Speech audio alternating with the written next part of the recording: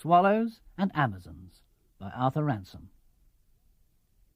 Roger, aged 7, and no longer the youngest of the family, ran across the steep field that sloped up from the lake to Holly Howe, the farm where they were staying for part of the summer holidays.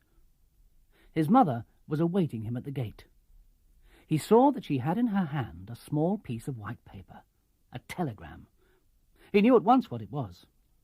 He knew that telegrams came only from his father, and that this one must be the answer to a letter from his mother, and letters from John, Susan, Titty, and himself, all asking the same thing, but asking it in different ways. His own letter had been very short. "Please, Daddy, may I too? With love, Roger." All the letters had gone together, a very long way to his father, whose ship was at Malta, but under orders for Hong Kong. "Does he say yes?" he panted, out of breath. Mother smiled and read the telegram aloud. "Better drowned than duffers. If not duffers, won't drown." "Does that mean yes?" asked Roger. "I think so." "Does it mean me too?" "Yes, if John and Susan will take you, and if you promise to do whatever they tell you." "Hurrah!" shouted Roger, and capered about delightedly. "Where are the others?" asked Mother. "In Darien," said Roger. "Where?" "You know, on the peak. Titty called it that. We can see the island from there." Below the farm at Holly Howe, the field sloped steeply to a little bay where there was a boathouse and a jetty. Halfway down the field there was a gate, and from that gate a path ran into the pine woods that covered the southern promontory. The path soon faded away into nothing, but on the very evening of their first coming, a fortnight before, the children had found their way through the trees to the far end of the promontory, where it dropped like a cliff into the lake. From the top of it, they had looked out over the broad sheet of water winding away among the low hills to the south. And it was then, when they first stood on the cliff and looked out over mile upon mile of water, that Titty had given the place its name. She had heard the sonnet read aloud at school and had forgotten everything in it except the picture of the explorers looking at the Pacific Ocean for the first time. She had called the promontory Darien. "Would you like to take them the answer?" asked Mother. "Yes." "You must give the telegram to John. It's he who has to see that you are not duffers." Mother put the telegram in its red envelope and gave it to Roger. She kissed him and said, "Supper at 7:30, and not a minute later, and mind you don't wake Vicky when you come in." Roger came out of the field into the wood and climbed up through the trees to the top of the promontory. In a hollow of rock, a small fire was burning. John was stoking the fire. Susan was spreading bread and marmalade. Titty, with her hand on her hunched-up knees, was sitting between two trees on the edge of the cliff above the lake, keeping watch and looking at the island. John looked up and saw the telegram. "Dispatches?" he said. "It's the answer," said Roger. "It's yes." John took the telegram. "Read it aloud," said Susan. John read. "Better drowned than duffers. If not duffers, won't drown." "What does it mean?" asked Susan. "It means yes," said Titty. "It means that Daddy thinks we shall none of us get drowned, and that if any of us do get drowned, it's a good riddance," said John. "But if we aren't duffers, we shan't be drowned." "Let's start at once," said Roger. "We can't start tonight," Susan said. "Let's have tea, and then we'll make a list of the things we shall want." "Let's have tea where we can see the island," said Titty. They carried their mugs and the kettle and the tin plate piled with thick slabs of brown bread and marmalade to the edge of the cliff. The island lay about a mile away towards the lower, southern end of the lake, its trees reflected in the glassy water. They had been looking at it for 10 days, but the telegram had made it much more real than ever it had been before. It was not just an island, it was their island. With an island like that within sight, who could be content to live on the mainland and sleep in a bed at night? They had gone back and told their mother of their discovery, and begged that the whole family should leave the farmhouse the next day and camp on the island forever. But there was little Vicky, a fat baby, like the pictures of Queen Victoria in old age, full of all sorts of needs. Mother couldn't take Vicky and the nurse to camp even on the best of uninhabited islands, nor without leave from Daddy could she let them go alone. And though John and Susan were both well able to manage a sailing boat, Titty and Roger had only begun to learn how to sail when their father had been home on leave a year before. In the boathouse below the farm there was a 14-foot dinghy, the Swallow. With a lake as big as a small sea, a sailing boat with a brown sail waiting in the boathouse, and the little wooded island waiting for explorers, nothing but a sailing voyage of discovery seemed worth thinking about. So the letters had been written and posted, and day after day the children had been camping on the peak of Darien by day and sleeping in the farmhouse by night.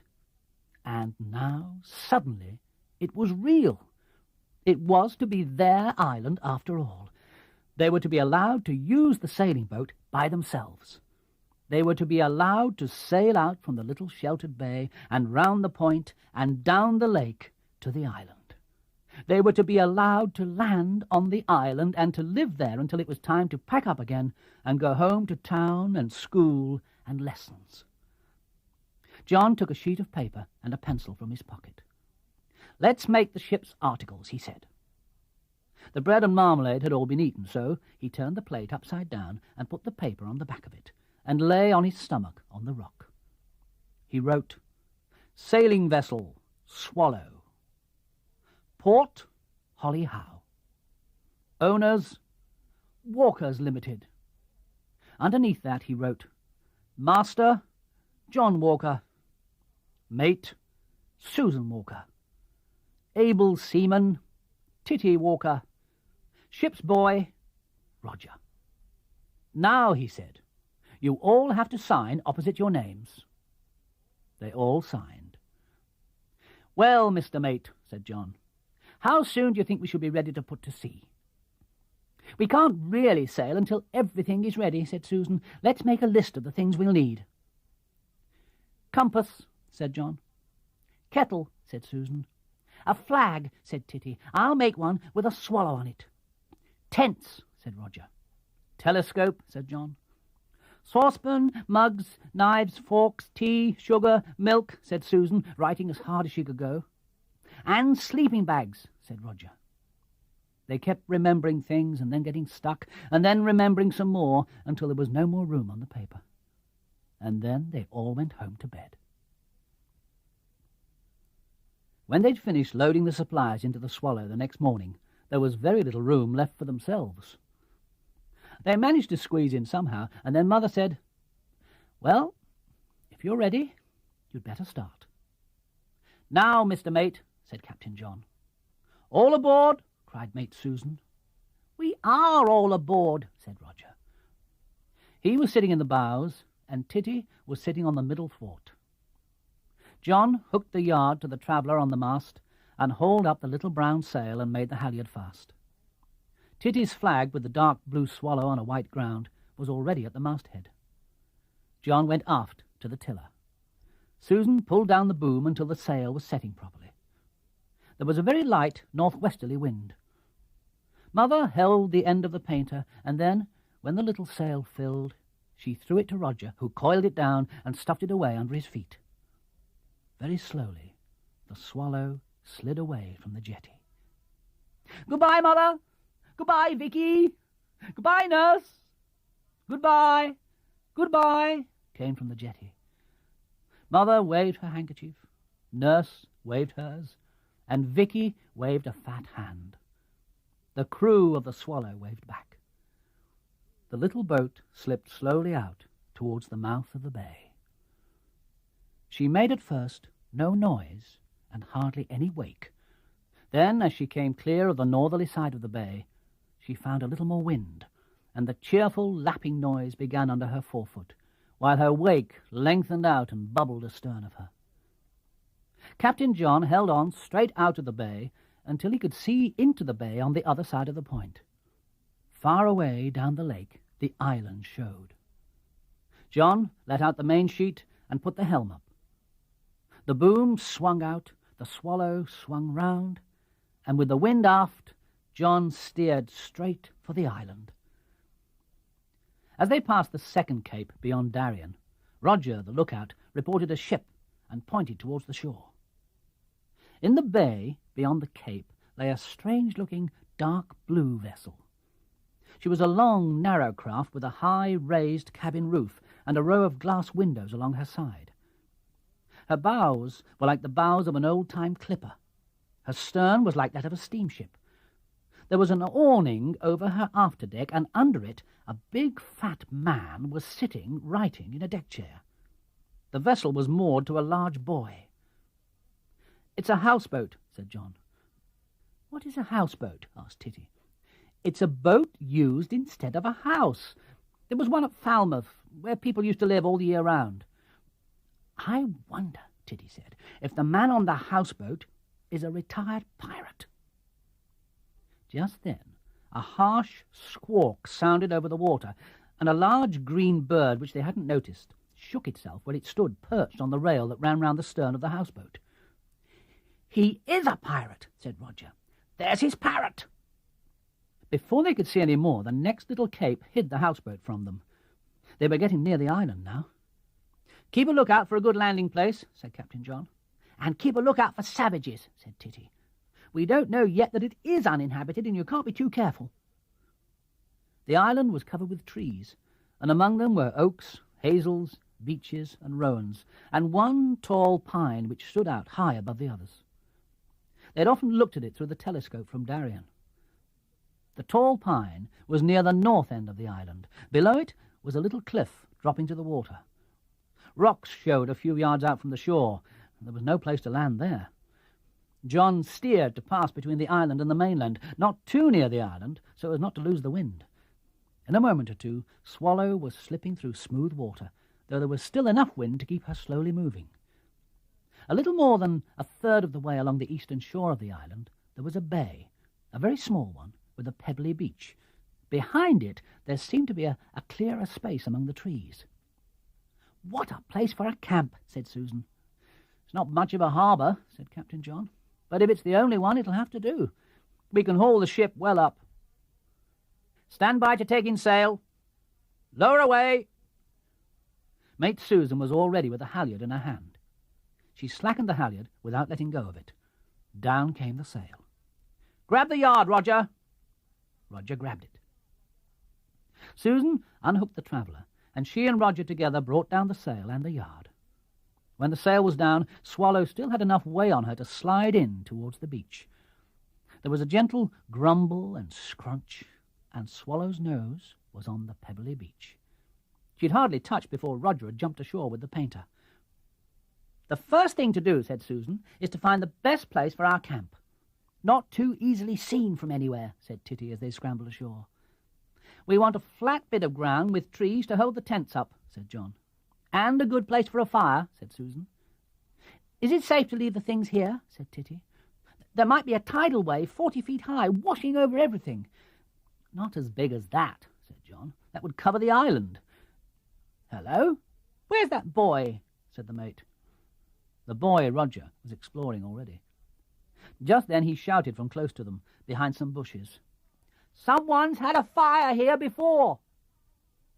The others ran up from the little beach.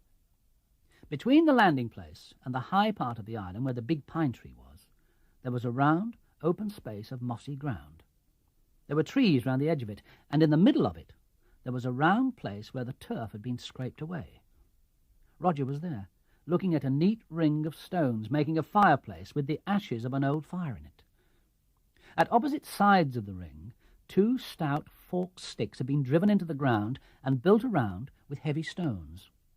And another long stick was lying across the fireplace in the forks of the 2 upright sticks, so that a kettle could be hung on it over the fire.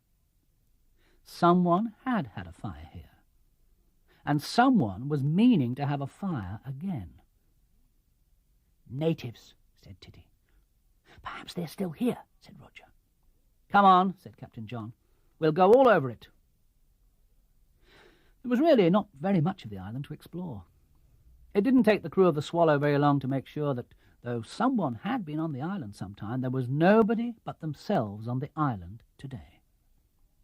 They went up to the northern end of the island and looked out over the lake from the high part by the big tree. Then they went to the southern part of the island, but found it rocky and covered with heather and small stunted bushes, growing so thickly that it wasn't easy to push one's way through them. They came back to the fireplace. "The natives knew how to choose the right place," said Susan. "And it's a fine fireplace." "There are no natives on the island now," said Roger. "They may have been killed and eaten by other natives," said Titty. "Anyhow, this is the best place for a camp," said John. "Let's put the tents up at once." So they set about making their camp. They brought the tent bundles up from the landing place, unrolled them, and set up the 2 tents. Then all the rest of the stores were brought up from the beach. Mate Susan began to think about dinner. Able seaman Titty and the boy, Roger, were sent to gather firewood.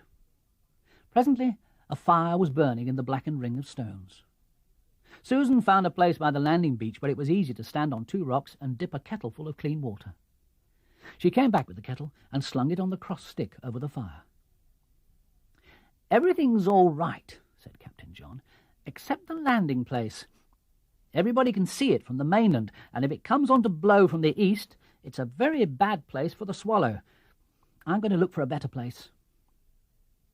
Leaving the mate and the crew to their cooking, he went off to the southern end of the island. He knew that there was nothing that would do for a harbour on the north end of the island or on the west, because there the rock dropped down like a wall of stone into the water. On the eastern side, except for the landing place, it was much the same. But there was just a chance that he might find what he wanted at the south end, where the island broke up into smaller islands. Bare rocks sticking up out of the water, some of them lying so far out that he hadn't thought it was safe to come very near when they'd been sailing round in the Swallow. He took the easiest way through the undergrowth and the small trees. Almost it seemed to him that someone had been that way before. He walked straight into the thing he was looking for. It was a little strip of beach curving round a tiny bay at the end of the island. A thick growth of hazels overhung it and hid it from anyone who'd not actually pushed his way through them. Beyond it, the southwest corner of the island ran out nearly 20 yards into the water, a narrow rock 7 or 8 feet high, rising higher and then dropping gradually. Rocks sheltered it also from the southeast. There was a big rock that was part of the island, and then a chain of smaller ones beyond it. It was no wonder that they thought there was nothing but rocks there when they'd sailed past outside. The water in there was perfectly smooth. It looked as if you could bring a boat in from outside through a narrow channel between the rocks, but of course, under water there might be rocks out there which he couldn't see. He climbed back and hurried to the camp. "I've found the very place," he shouted. "At least, I think I have." "Found what?" said Susan. "A real harbour for Swallow. I don't know yet. I'm going to take her round to see if there is a way in. I must have one of the crew. Can you spare the able seaman?" "Go along, Titty," said the mate. "We'll row her round," said John. "It's no good putting out the sail just to take it down again." Titty sat in the stern while he rowed. Very soon they'd passed the end of the island. John rowed her round outside the farthest of the rocks. "Now," he said, "we'll try to go in. I'll paddle her in, sculling over the stern, and you go forward with the other oar, ready to fend off if there are rocks under water." Captain John unshipped the rudder and put it in the bottom of the boat. Then he began sculling over the stern, gently, enough to make Swallow move slowly in towards the lines of rocks. Titty, with the other oar, was ready in the bows. Slowly, Swallow moved in with the water clear under her keel.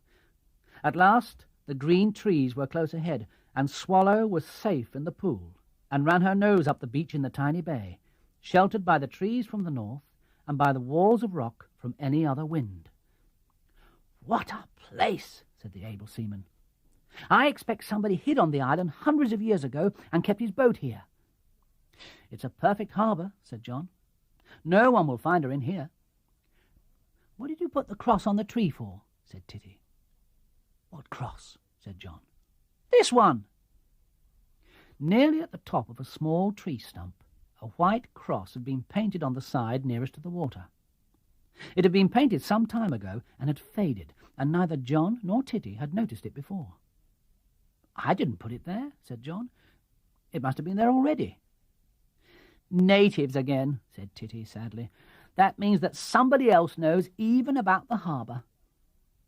John made the painter fast round the stump with the white cross on it, and the Swallow lay in the middle of the little harbour in 2 or 3 feet of water. Then they hurried back to camp. The next day was a busy one. It began early. Sunshine in a tent is even more waking than sunshine in a room. Titty woke first and lay awake, looking at patches of sunlight and shadow playing on the white walls of the tent as the sun came through the waving tops of the trees. Then she heard voices in the other tent. They were waking up there too. "Hello," called Titty. "Good morning." John and Roger crawled to the door of their tent. "Where's Susan?" said Roger. "Still asleep." "No, she isn't," said Susan, rolling over on her sleeping bag and rubbing her eyes. There was some dressing and some washing done at the landing place, not very much, hands and teeth. Then the whole crew pushed their way through the undergrowth to the hidden harbour at the south end of the island. There was their ship, moored as they left her. They paddled her out through the rocks, hoisted the damp brown sail, and sailed across to the landing place by the oak tree on the mainland.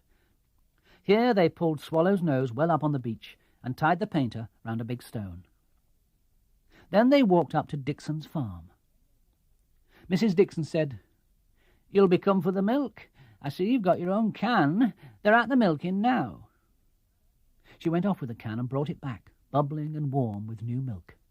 "There it is," she said. "And mind now, if there's anything else you want, don't be afraid to come and ask for it." They sailed back to the landing place this time and not to the harbour. Then there was the fire to build and breakfast to cook. Mate Susan took charge of that, but the others were too hungry to go far from the fire while it was being got ready. After breakfast, while Mate Susan and able seaman Titty were busy in the camp, the captain and the boy sailed away to Holly Howe to pick up some extra supplies, fishing rods and their bathing things. The little Swallow rushed from one side of the lake to the other and back again, going about at the end of each tack with a shiver and flap of her brown sail. On one tack, John took her right into Houseboat Bay, close by the houseboat. The pirate was sitting on the after deck, sheltered from the wind by the cabin and the awning. The green parrot was perched on the railing and looked down on the Swallow, while the wind ruffled the green feathers on his back. The retired pirate looked up for a moment as they passed. He stared at them, frowning as the Swallow swung round and headed out of the bay to pass on the northern side of the huge buoy to which the houseboat was moored. Just for one moment they had a good view of her bows, when they saw something that made the old blue launch that had been turned into a houseboat seem more pirate-like than ever. Roger saw it first. There could be no doubt about what it was. "He's got a cannon," said Roger. "Look!" On the foredeck of the houseboat, on the starboard side, its round, shiny nose poking out above the blue planking, was a brightly polished little brass cannon. Once upon a time, perhaps, it had been used for starting yacht races. Even for Captain John, it was proof that the houseboat was more than an ordinary houseboat. A brass cannon and a green parrot. At last they passed Darien and reached into Holly Howe Bay. They went up the field to the farm and collected their fishing rods and bathing things. Returning to the boat, they stowed their cargo, hoisted the sail, and were soon reaching out of the bay. This time, with the wind aft, and a good one, the Swallow fairly raced home to the island, with her wake creaming out astern of her. It was while they were beating home again that they discovered another island. It was on the western shore, not quite opposite their own island, but a little farther north. They made up their minds to tack a little farther up the lake to look at this new island. It was very small. There was nothing on it but rocks and heather and 2 dead trees. One of the trees had fallen, the other was still standing. Many of its branches were broken, and it had no leaves. But instead of leaves on the bare tree, there was something else. 3 dark birds with long necks were perched on its branches. "What are they?" said Roger. "Cormorants," said Captain John. As the Swallow sailed nearer, they saw one of the cormorants fly down to the water, followed by the others. "They're fishing," said Roger. "We'll call this island Cormorant Island, said Captain John. Next morning the whole of Swallow's ship's company bathed before breakfast. The landing place, with its little beach on the eastern side of the island, was a good place for bathing. There was sand there, and though there were stones, they were not so sharp as elsewhere. Also, the water didn't go deep there very suddenly, and after Susan had walked out a good long way, she said that Roger might bathe too. After breakfast, the ship's company sat down to decide on the names for all the places on the island. There was Lookout Point, of course, under the tall tree. Then there were the landing place, the harbour, the western shore, and the camp. Then there were the places that could be seen from the island. There was Darien, Houseboat Bay, Dixon's Bay, and Cormorant Island. Far away to the south there was the Antarctic. Far away to the north, beyond Rio, was the Arctic. The little town of Rio is known in guidebooks by another name, but the crew of the Swallow had long ago given it the name of Rio Grande. As for their own island, they couldn't agree on a name for it. They thought of Swallow Island, Walker Island, Big Tree Island, but they were bothered by the thought of the fireplace which they'd found there. Perhaps the island had a splendid name already. It was about 11 o'clock in the morning of their third day on the island. The ship's company were at the lookout place at the northern end of the island. Able seaman Titty was lying on her stomach in the heather, looking through the telescope at the woody point that hid Houseboat Bay and the houseboat of the retired pirate. "It's still in there," she said. Suddenly there was a loud bang, and a puff of smoke showed above the woody point. Everybody jumped up. "I told you he had a cannon," said Roger. And just then a small sailing boat with one sail shot out from behind the point. She was about the same size as Swallow, only with a white sail instead of a brown one. She was sailing close-hauled against a southwesterly wind. The little boat sailed right across the lake on the port tack, and then came about and headed almost directly for the island. In the little boat were two girls, one steering, the other sitting on the middle thwart. The two were almost exactly alike. Both had red knitted caps, brown shirts, blue knickerbockers, and no stockings. They were steering straight for the island. "Lie down, everybody," said Captain John. "We don't know whether they're friends or enemies." Roger dropped flat. So did Titty. So did Susan. Captain John took the telescope and rested it on the edge of the rock so that he could see through it while his head was hidden by a clump of heather. "I can read her name," he said. Am, A-Z, as, O-N, on, Amazon. The little boat came nearer and nearer.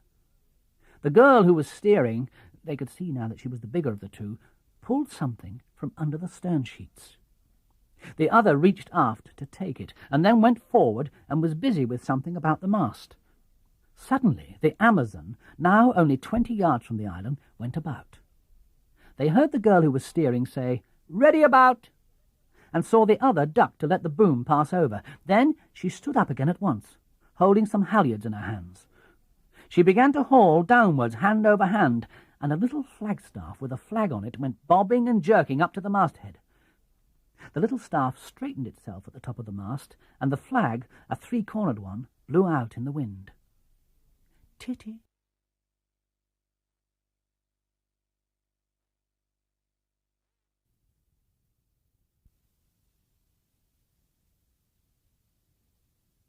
The little boat came nearer and nearer. The girl who was steering, they could see now that she was the bigger of the two, pulled something from under the stern sheets. The other reached aft to take it, and then went forward and was busy with something about the mast. Suddenly the Amazon, now only 20 yards from the island, went about. They heard the girl who was steering say, "Ready about," and saw the other duck to let the boom pass over. Then she stood up again at once, holding some halyards in her hands. She began to haul downwards, hand over hand, and a little flagstaff with a flag on it went bobbing and jerking up to the masthead. The little staff straightened itself at the top of the mast, and the flag, a three-cornered one, blew out in the wind. Titty drew a long breath that nearly choked her. The flag blowing out in the wind at the masthead of the little boat was black, and on it, in white, were a skull and 2 crossed bones. The 4 on the island stared at each other in silence. The Amazon went about once more and sailed round the southern end of the island. They watched her until the trees at that end of the island hid her. Sailing fast with the wind with them, they ran through between the island and the mainland and headed north, sailing on towards Houseboat Bay and Darien. "They must have hoisted the flag because they saw us," said John. "If they were pirates," said Titty, "why did the pirate on the houseboat fire at them?" "Perhaps he didn't," said Susan. "Watch if they run into Houseboat Bay again." "They haven't got a cannon," said Roger, "and he has, a beauty. I know it was the pirate on the houseboat who fired." The Amazon didn't run into Houseboat Bay. The little boat, with her white sail well out, held on her course, leaving a long line of wake astern her, as straight as if it had been laid off with a ruler. They watched the little white sail grow smaller until at last it disappeared beyond the peak of Darien. In the morning, John was the first to wake. It was already late. The sun was high overhead. The first days had gone by on which the beginning of the morning light had been enough to waken the explorers. They had grown used to sleeping in a tent. John looked at the lump of blanket on the other side of the tent and decided to let it sleep. He crawled out of his own blankets, dressed himself, and slipped out into the lonely sunlight. Taking the milk can with him, he ran through the trees to the harbour, put the milk can into Swallow, and pushed off. He rowed hard for the beach by the oak tree below Dixon's farm. "You're not so early this morning," said Mrs. Dixon when he arrived at the farm. "Mr. Turner of the houseboat has been asking about you. You haven't been meddling with his houseboat, have you?" "No," said John. "Well, he seems to think you have," said Mrs. Dixon. "You'd better leave Mr. Turner and his parrot alone."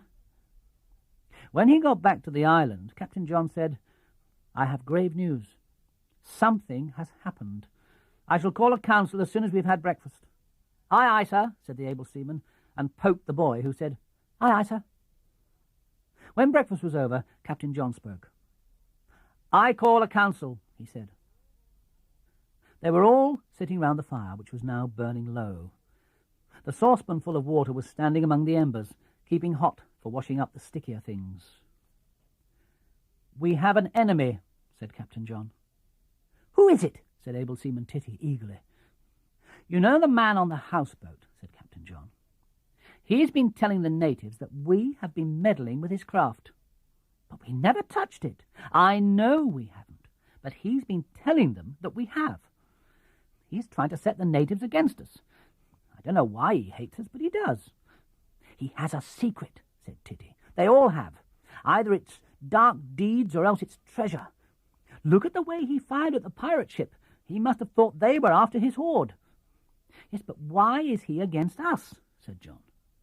"Perhaps this is his island," said Titty. "You know someone has been here before us and made a fireplace. But if it was his island, he could live on it instead of living on the houseboat. It'd be much more comfortable for the parrot," said Titty. "Anyway, it looks as if he wanted to get us turned off the island." "We won't go," said Roger. "Of course we won't, but the question is just what ought we to do?" "Let's go and sink the houseboat," said Roger. Just at that moment, something hit the saucepan with a loud ping, and ashes flew up out of the fire. A long arrow with a green feather stuck quivering among the embers. The 4 explorers started to their feet. Roger grabbed at the arrow and pulled it out of the fire. Titty took it from him at once. "It may be poisoned," she said. "Don't touch the point of it." "Listen," said Captain John. They listened. There was not a sound to be heard but the quiet lapping of the water against the western shore of the island. "It's him," said Titty. "He's winged his arrow with a feather from his green parrot." There was the sharp crack of a dead stick breaking somewhere in the middle of the island. "We must scout," said Captain John. "I'll take one end of the line, the mate the other. Titty and Roger go in the middle. Spread out. As soon as one of us sees him, the others close in to help." They spread out across the island and began to move forward. But they'd not gone 10 yards when John gave a shout. "Swallow has gone!" he shouted. He was on the left of the line, and as soon as he came out of the camping ground, he saw the place where he'd left Swallow when he'd come back with the milk. The others ran towards the place. There was not a sign of Swallow. She had simply disappeared. "We'll comb the whole island," said John. "She can't have drifted away. He's taken her. But he's still on the island. We heard him. Advance as soon as the mate blows her whistle. A hoot like an owl means all right. 3 hoots means something's up. Blow as soon as you're ready, Mr. Mate." The mate crossed the island nearly to the western shore. She looked out through the trees. Not a sail was to be seen on the lake. Roger and Titty, 6 yards apart, were in the middle of the island. Captain John moved a little way inland, but not so far that anyone could be between him and the shore without being seen. They listened. There was not a sound. Then, over the western side of the island, the mate blew her whistle. The 4 began moving again through the trees and the undergrowth. "Roger," called Titty, "have you got a weapon?" "No," said Roger. "Have you?" "I've got 2 sticks, pikes, I mean. You better have one." She threw one of her sticks to Roger. An owl hooted away to her left. "That must be the captain," she said. She hooted back. Susan, away on the right, hooted in reply, and again they all listened. Then they moved forward again. "Hello," said Roger. "Someone's been here." Titty ran to him. There was a round place where the grass and ferns were pressed flat, as if someone had been lying there. Titty hooted like an owl 3 times. The captain and the mate came running. Captain John bent down and felt the flattened grass with his hand. "Spread out again and go on," he said. "We mustn't let him get away with Swallow. He can't be far away because we heard him. If he had taken Swallow to sea, we should have seen her. He must have her here somewhere, close along the shore." At that moment there was a wild yell. "Hurrah! Hurrah!" But the yelling did not come from in front of them. It came from behind them, from the direction of the camp. "Come on," said Captain John. "Keep together. Charge!" The whole party rushed back through the trees towards the camp. Just as they came to the edge of the clearing, there was a shout, but they could see no one. "Hands up! Halt!" The voice came from immediately in front of them. "Hands up!" it came again. "Flat on your faces!" cried Captain John, throwing himself on the ground. Susan, Titty, and Roger were full length on the ground in a moment. An arrow passed harmlessly over their heads. In the middle of the camp, a tall stick was stuck in the ground with a black pirate flag blowing from the top of it. Then, inside their own tents, they saw 2 figures, kneeling, one with a bow ready to shoot, the other fitting an arrow. "It's not the houseboat man," said Titty. "It's the pirates from the pirate ship." "And in our tents," said Susan. "Let's take them prisoners," said Roger. The 4 swallows were up and halfway across the open space in a moment. The red-capped Amazons leapt up out of the tents to meet them. The 4 explorers of the Swallow stood facing the 2 pirates from the Amazon. The Amazons were bigger than most of the swallows. One of them was bigger than Captain John. The other was about the same size. If it had come to a fight, it might have been a very near thing, but it did not come to a fight. "Let's parley first and fight afterwards," said the leader of the Amazons. "It's no good our parleying with you if the houseboat man has got Swallow," said John. "The man from the houseboat?" said the younger Amazon. "But he's got nothing to do with it. He's a native and very unfriendly." "Well, he's unfriendly to us too," said John.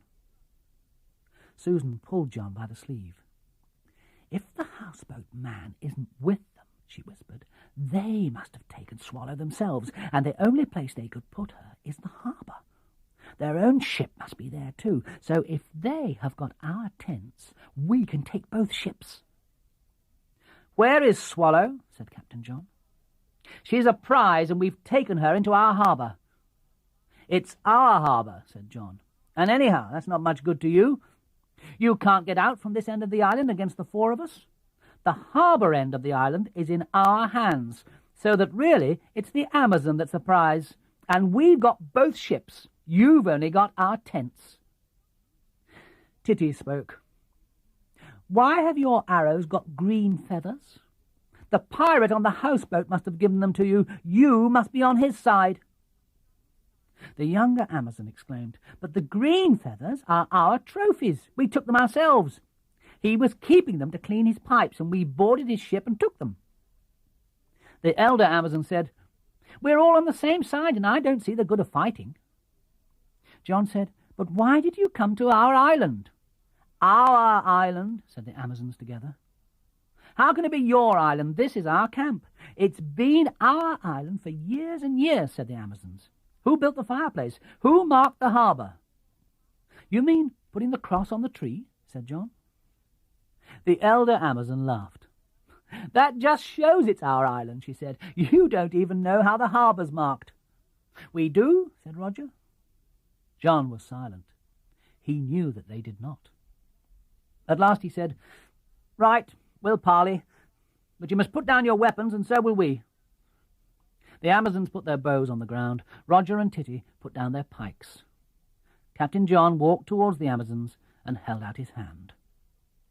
"My name is John Walker," he said, "master of the ship Swallow. This is Susan Walker, mate of the Swallow. This is Titty, able seaman, and this is Roger, ship's boy." The elder Amazon shook hands with him. "I'm Nancy Blackett, master and part owner of the Amazon, the terror of the seas. This is Peggy Blackett, mate and part owner of the same." "Her real name isn't Nancy," said Peggy. "Her name is Ruth, but Uncle Jim said that Amazons were ruthless, and as our ship is the Amazon, and we are Amazon pirates from the Amazon River, we had to change her name. Uncle Jim gave us the ship last year. We only had a rowing boat before that. Uncle Jim is the man on the houseboat." "If he's your uncle, you must be in league with him," said Titty. "We jolly well aren't," said Nancy. "He was friendly last year. This year he's worse than the natives." They all sat down, and Nancy said, "When did you first come to this island?" "We've been on the island for days and days." "Well," said Nancy, "we were born on the shores of the Amazon River, which flows into this ocean. We have been coming to this island for years and years." "We used to come in a rowing galley until Uncle Jim gave us the Amazon," said Peggy. "We've made our camp here every year." "Look here," said Nancy. "What is the name of this island?" We haven't given it a name yet," said John. "It's called Wild Cat Island. Uncle Jim called it that because it belonged to us. That shows you whose island it is." "But it's our island now," said John. "It was uninhabited when we came, and we put our tents up here, and you can't turn us out." Titty broke in. "Is your Uncle Jim a retired pirate?" she asked. "I said he was as soon as we saw him." Nancy thought for a moment. "It's quite a good thing for him to be," she said at last. "But," said Titty, "you are pirates too." "That's why he hates us," said Nancy. "He must be Captain Flint. He knows what pirates are. He knows the day will come when he will walk the plank off the deck of his own ship when we've captured it." "We'll help," said Roger. "He hates us," said Captain John. "He's been stirring up the natives against us." "Let's be allies," said Nancy. "Then it won't matter who the island belongs to. We will be allies against Captain Flint and all the natives in the world." "Really, we wanted to be allies as soon as we saw your smoke on the island yesterday," said Peggy. "We're sick of natives. We wanted to be allies at once, if only we hadn't promised to be home for lunch. That was why we just sailed round the island and defied you with our flag. We came here today to look at you again. There was no smoke, and we thought you'd gone. Probably you were all asleep. Then we saw your ship at the landing place. Then we sailed round into the harbour, and we came through the bush on the island scouting, and we saw you round your campfire. Then we sailed back round to the landing place and took away your ship and put her in the harbour. Then we came back and made our surprise attack. When you found your ship was gone and you all ran down to the landing place, we slipped past and took the camp." "Avast there, Peggy, you goat," said Nancy. "Excuse my mate," she said to Captain John. "She does chatter so." My idea is an alliance against all enemies, especially Uncle Jim. Captain Flint, I mean. But we want the sort of alliance that will let us fight each other if we want to." "Right," said Captain John. The two captains shook hands. "Uncle Jim's been all over the world," said Peggy. "Mother's his sister, you know. Last year he came home and he said he'd gathered enough moss and meant to settle down. He said he was going to write a book, and all through the summer he's been living in the houseboat. Instead of sailing with us, he's in league with the natives. We've done everything we could to wake him up, but it's no good. It ended by his forbidding us to come near him. That's why we watched till he went ashore and boarded his ship and took the green feathers for our arrows," said Nancy, "just to show him." "Did he really fire at you yesterday?" asked Captain John. "That wasn't him, that was us," said Captain Nancy. "We sailed into the bay and round the houseboat and looked in through the cabin windows. Uncle, Captain Flint, was asleep. We saw him. So we took one of those big Roman candles that fizz and then go off with a bang, and we put it on the cabin roof and lit it and sailed away. We were just clearing the point when it banged. We'd saved it from last 5th of November. "Did he see you?" asked Captain John. "I don't think so," said Captain Nancy. "I wonder," said Captain John. "I wonder if he thought it was us." "Well, we're all at war with him now," said Captain Nancy. "One day we'll capture the houseboat and make him walk the plank. But we can't fight Captain Flint all the time, so we must practice. It'll be very good practice for us to try to capture the Swallow and for you to try to capture the Amazon. The one who wins shall be flagship. There's always a flagship in a fleet. If you capture Amazon, then Swallow will be flagship and Captain John will be Commodore. If we capture Swallow, then Amazon will be flagship and I'll be Commodore, beginning from tomorrow. And when that's settled, we'll go and take the houseboat," said Titty. "But," said John, "you know where we keep Swallow because you know we're here. If we don't guard her, you can easily take her. But we don't know where you keep Amazon." "If you sail southwest," said Nancy, "you'll come to a promontory. If you go beyond that promontory, you'll find the mouth of a river. That's the Amazon River.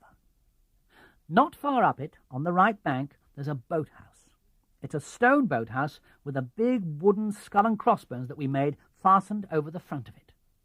In it, there's a motor launch that you mustn't touch because it belongs to the natives, and there's a rowing boat, and also Amazon when she's at home. Now you know." "Half a minute," said John. "I've got a chart here." Nancy Blackett showed him the River Amazon on the chart. John gave her a pencil and said, "You mark where the boathouse is." Captain Nancy made a mark with a pencil in the right place. "It'll be a cutting-out expedition only," she said. "It's agreed that whoever wins is to be as careful with the other boat as with their own." "Agreed," said Captain John. "Now, look here, Captain Nancy, I wish you'd tell me about the markings of the harbour." "It's quite simple, Captain John," said Nancy. "Come along and I'll show you while our tars are rigging the meal." They walked together to the harbour. When they got there, Captain John went straight to the stump of the tree with the cross on it. "I found this at once," he said. "And you didn't find anything else," said Nancy. "That's because we are Amazon pirates and keep our marks secret. One of them's no good without the other, and the other isn't marked at all." Nancy squatted on the beach and drew a half circle. "Suppose this is the harbour," she said, "and these are the rocks outside." She put some big stones in about the position of the rocks outside the harbour. "You want to come in. Well, a straight line like that brings you clean through the rocks without touching any of them. Draw the line a bit longer, right into the harbour and up on the beach. Your marks must be on that line. Take this for your first mark." She planted a twig. "That's the tree stump with the cross on it. Now, you find anything else that you can see over the first mark and also on the same straight line. It can be anything. There's no need to mark it if you know it. Then, when you want to come into the harbour from the outside, all you have to do is to keep the two marks, one behind the other. So long as you do that, you'll be on the straight line that brings you safe between the rocks. Hop into Amazon. I'll take her out and show you." John stepped into Amazon. Nancy shoved off and took her right outside the rocks so that they were in the open sea. Then Sculling with an oar over the stern, she brought her round so that she was headed straight towards the island. "Now," she said, "do you see the stump with the cross on it?" "Yes," said John. "Look above it to the right, and you'll see the fork of a tree with a big patch of bark off it below the fork. Got it?" "Yes." "That's the other mark. As it is now, there are rocks between us and the harbour. But if I bring her up a bit, you'll see the fork of the tree come nearer to the marked stump until it's exactly over it. Then we can go straight in. Sing out as soon as the two are in a straight line." "They're in a straight line now," said Captain John. "Right," said Captain Nancy. "You watch those two marks and tell me the moment they are not one above another." She began sculling fast over the stern, and the Amazon moved in towards the rocks. "The fork is to the right of the stump," sang out John. Nancy sculled away, slightly altering her direction. "How is it now?" she said. "In line." She went on sculling. The Amazon moved on between the rocks and came at last into the harbour.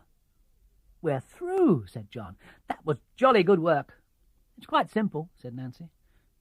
They pulled up the Amazon and went back to the camp. Time went fast as the 6 mariners sat around the fire planning voyages. At last Captain Nancy looked up at the sun. "We'd better be sailing," she said, "or there'll be more trouble with the natives. We've been late for supper twice this week already. This wind always goes and drops about sunset, and it's a tremendous way to row. Stir your stumps, Peggy." The whole crew of the Swallow went down to the harbour to see the Amazons off. The Amazons worked out of harbour, set their sail, and with the fair wind that was still blowing, were soon slipping past the northern end of the island. The Swallows had run back to the lookout place to wave to them. "War beginning tomorrow," shouted Captain Nancy. "All right," shouted Captain John. Soon after the Amazon's little white sail had vanished beyond the peak of Darien, Captain John took the hammer and a few nails and the 2 candle lanterns and went to the harbour with mate Susan to help him. "You know what they said about the harbour being marked," said John, showing Susan the stump with the white cross on it. "Well, this is one of the marks, and the other is that tree with the fork in it and a bit of bark gone just below the fork. Those Amazons can come into the harbour without bothering about the rocks by keeping those 2 in line. But in a real harbour, there are lights on marks like that so that ships can find their way in the dark. I'm going to make the marks into leading lights so that we can make a night attack on the Amazon and then find our way back however dark it is." He drove a nail into the middle of the white cross on the stump and hung one of the lanterns on it. Then he and Susan went to the foot of the forked tree. The fork was high above their reach. "Are you going to climb up and put the lantern in the fork?" asked Susan. "No, Mr. Mate. It's no good doing that, for then only you and I will be able to climb up and light it. We must have it somewhere where we can all light it. But if we make it too low, it'll be no good. You go down to the harbour and stand behind the stump as near to the water as you can go." Susan went back and stood behind the stump, which was about 10 yards from the water's edge. She stood on the edge of the water. "Can you see the fork of the tree?" John called out to her. "Yes," said Susan. He put his hand on the trunk of the forked tree as high up as he could reach. "Can you see my hand?" "Yes." "Can you still see it?" He moved his hand slowly down the trunk of the tree. "Now I can't," said Susan. He raised it a few inches. "I can see it now," said Susan. He drove a nail in just above the place where his hand had been. Then he hung the second lantern on it. As soon as it began to grow dark, the whole crew of Swallow were at the harbour again. John gave the able seaman the matches, and she lit both lanterns. Then all 4 of them embarked. They rowed away down the lake. The dark came fast overhead. Stars shone out. Owls were calling. The edges of the lake disappeared under the hills. They could see the outlines of the hills, great black masses pressing up into the starry sky. "Now all hands keep a lookout and sing out, anybody, as soon as our lanterns show," said Captain John. A minute or two later, Titty saw them, flickering among the trees and then disappearing again as they were hidden by the big rocks south of the island. John paddled slowly on. "There they are again," said Susan. "Close together," said Titty. John turned round from his rowing and had a good look at the two small stars twinkling over the water. "Right," he said. "Now I'm going to do nothing but row if you'll keep your eyes on the lights. Are they still close together?" "Fairly close," said Susan. "Where's the top light?" asked Captain John. "A bit to the left of the low one," said Susan. John pulled a stroke or two, pulling a little harder with his right. "Sing out as soon as it's just above it." "It's above it now." "Now it's a bit to the right of it." John pulled his left. "Above it." John rowed on. Mate Susan, able seaman Titty, and the boy Roger watched the lights and sang out the moment the top one showed a little to left or right of the lower one. At last John just grazed a rock with his starboard oar. "We must be close in now," he said. "The lights are exactly one above another," said Susan. John had shipped his oars and was now sculling over the stern. The boat moved on in the darkness. "The lights are quite close to us," said Roger, and as he said it, there was a gentle scrunch as the Swallow's nose touched the soft, pebbly beach of the little harbour. Captain John had used his leading lights for the first time and had made his harbour in pitch dark. "This is going to win us the war with the Amazons," he said with great delight. "It's the one thing they think we can't do, and we can." They scrambled ashore and unhooked the lanterns from the nails, moored Swallow by lantern light, and by lantern light found their way through the brambles and bushes back to the camp.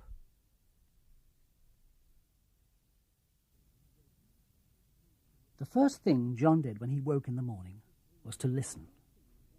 He could hear Roger's breathing somewhere in the blankets on the other sleeping bag. He could hear a wren quarrelling with some other bird on the island. But he could not hear any rustling of leaves. He could not hear any noise of water on the shores. It was a day of absolute calm. He rolled over and looked at the barometer. It had hardly moved. No, it was a perfectly calm day, and the Swallows and Amazons were held apart by long miles of windless, useless water. Before the others were up, he rowed across to the mainland to fetch the milk for their breakfast. This time Mr. Dixon, the farmer, was in the kitchen with Mrs. Dixon. "I hear you've had visitors," said Mr. Dixon. "Yes," said John shortly.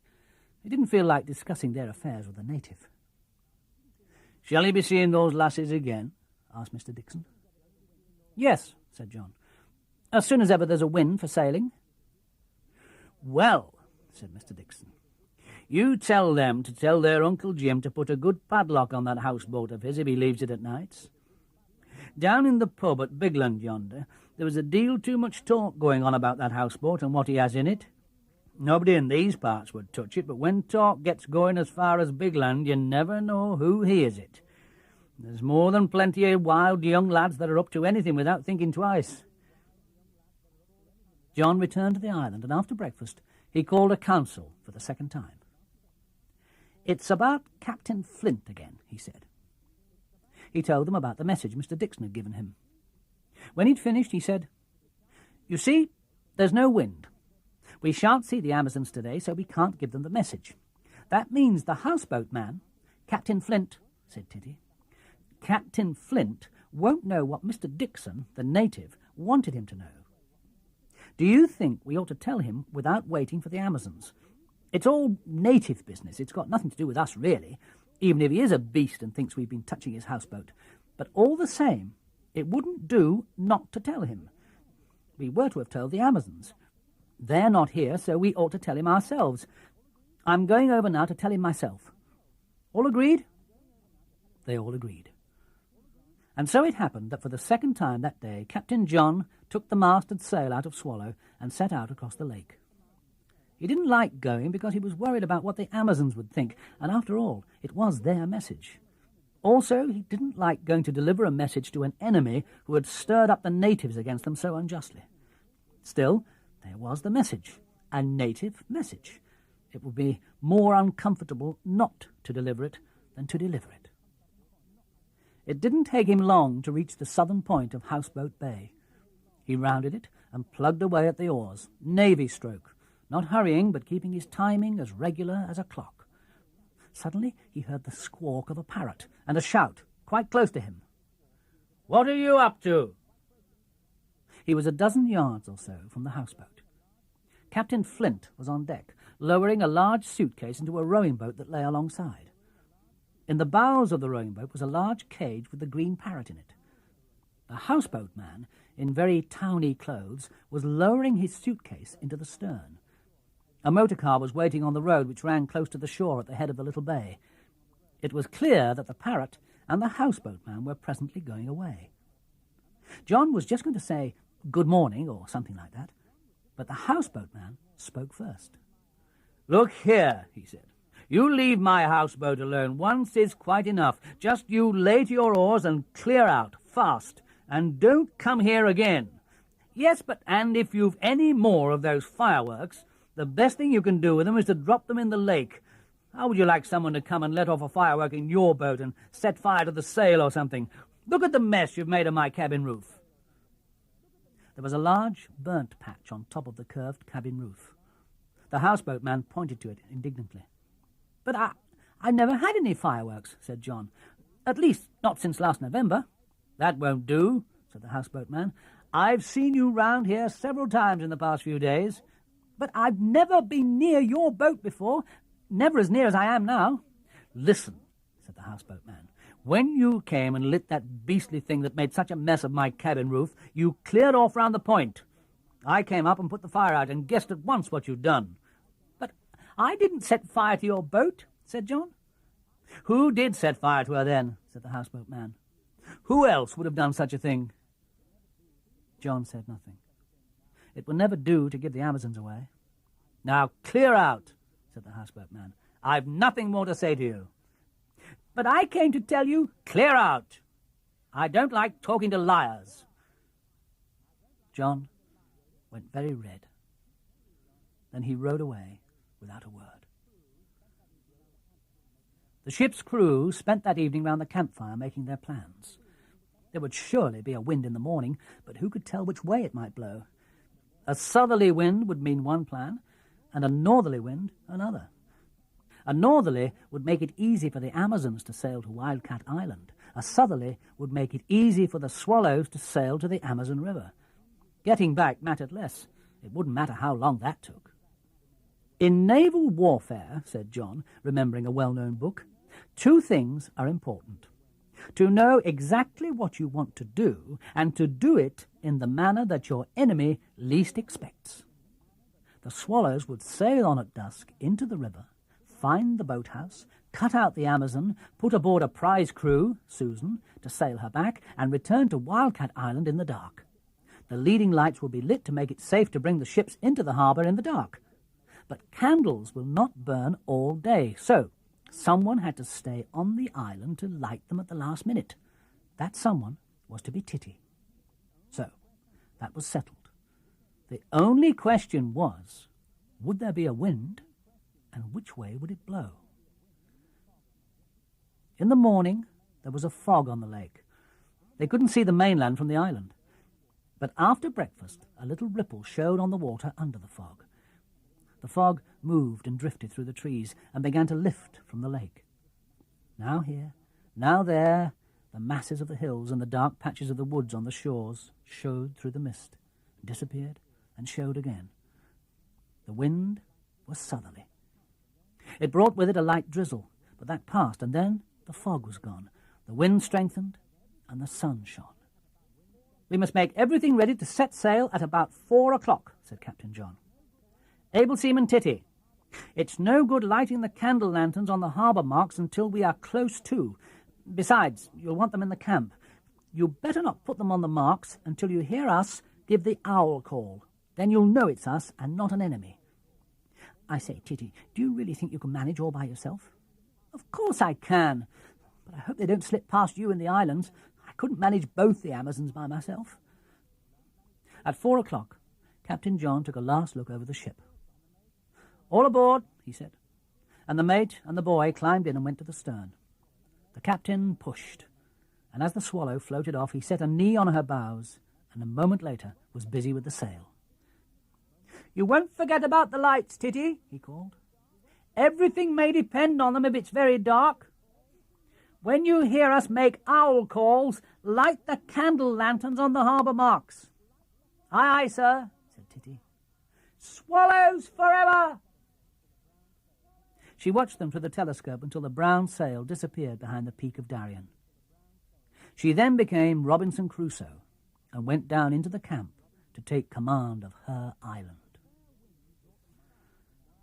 The fair wind brought them fast from Wildcat Island down to Rio Bay. They cruised in and out among the islands and made sure that the Amazons were not lurking among them. Then they anchored close under one of the islands north of Rio to wait till dusk. Now at last the sun had set. Twilight was coming on. There was no wind, for the wind had gone with the sun, as it so often does. All was astir in the Swallow. The mast was unstepped and laid on the thwarts so that it stuck out over the bows. Roger rowed. John was looking at the chart. Susan steered.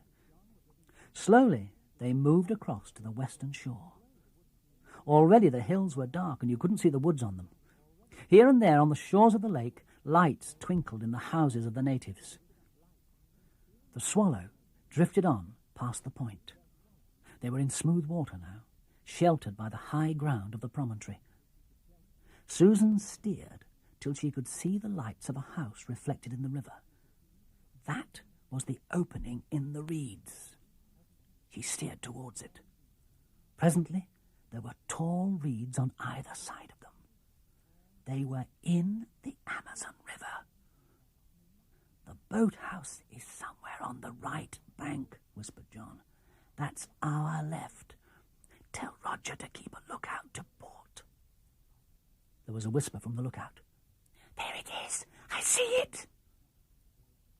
High above the reeds, not far ahead of them, on the right bank of the river, rose the black, square shape of a large building. "That's it," whispered the captain. The boathouse stood deep in an inlet among the reeds. There was a dead silence on the river as the Swallow drifted on. There was a noise of music in the house with the lights in it. "Captain Nancy said the boathouse had a skull and crossbones on it," whispered Captain John. "I see it!" cried Roger. "Shut up!" hissed the mate. On the front of the big open boathouse, high up over the entrance, cut out of wood and painted staring white, were a huge skull and crossbones big enough to have belonged to an elephant. "Can you see in?" asked Captain John. "There's a big boat in there," said Roger. "They said there would be. That'll be the launch that belongs to the natives. Gently now, gently." Swallow slid into the big dark boathouse. "Look out, don't bump the launch," whispered Susan. "There's nothing else," said Roger. "The Amazon isn't here." John was standing in the stern of the Swallow, holding on to the gunwale of the launch. He pulled out his pocket torch. The bright light wavered round the boathouse. It showed a rowing skiff and the big launch, and an empty space on the farther side. It was clear that a boat was usually moored there. Pinned to the wooden stage that ran along that wall of the boathouse was a big envelope, white in the light of the torch. Captain John pushed at the launch and Swallow moved across towards the wall. The captain examined the envelope by the light of the torch. There was a skull and crossbones on it, done in red pencil. Under that, in blue pencil, was written, "To the Swallows." John tore the envelope open. Inside there was a sheet of paper with another skull and crossbones done in blue. Under them, in red, were the words, "Ha, ha." And under them, the Amazon pirates, and two names, Nancy Blackett, captain, and Peggy Blackett, mate. At the same moment that the swallows were reading the note from the Amazons, there was a splash in the deep reed beds at the river's mouth. The nose of a boat pushed its way out from among the reeds. Just above the nose of the boat was the head of Captain Nancy Blackett. She watched for a moment and listened. "All clear," she said. "They've gone upriver. That'll give us a bit more start. Come on." There was more splashing in the reeds as Peggy Blackett poled over the stern. The boat came out of the reeds into the mouth of the river and drifted out towards the lake. Captain Nancy took the oars. She rowed hard for a minute or two. "Safe enough now," she said. "I'm going to step the mast. It's lucky we thought of taking it down, or they'd have seen it over the reeds. Hang on to the main sheet, you son of a sea cook," she said with great good temper and satisfaction. She hoisted the sail. "Now then, me hearties," she said as she clambered aft. "Wildcat Island and Amazons forever!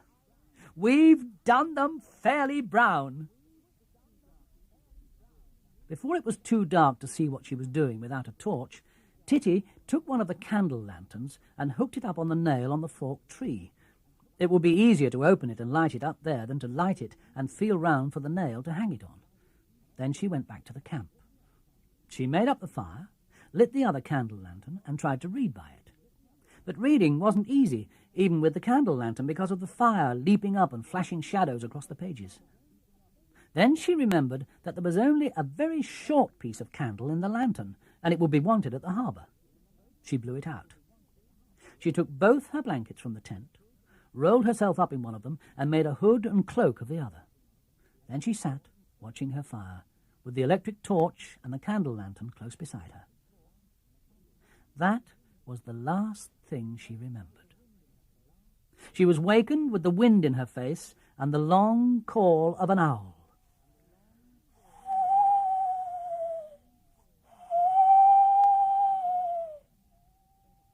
She sat up suddenly. Where was she? The fire had died down to red embers. It was very dark. How long ago was it that she'd heard that owl? Was it before she fell asleep, or just now, or was it an owl heard in a dream? John and Susan and Roger must be sailing about in the dark with the two ships, wondering why the lights were not lit. She scrambled to her feet and listened. For a moment she could hear nothing, and then, somewhere on the lake, there was the creak of a boom swinging over as a boat went about. She felt about on the ground for the torch. She found it, and the lantern close beside it.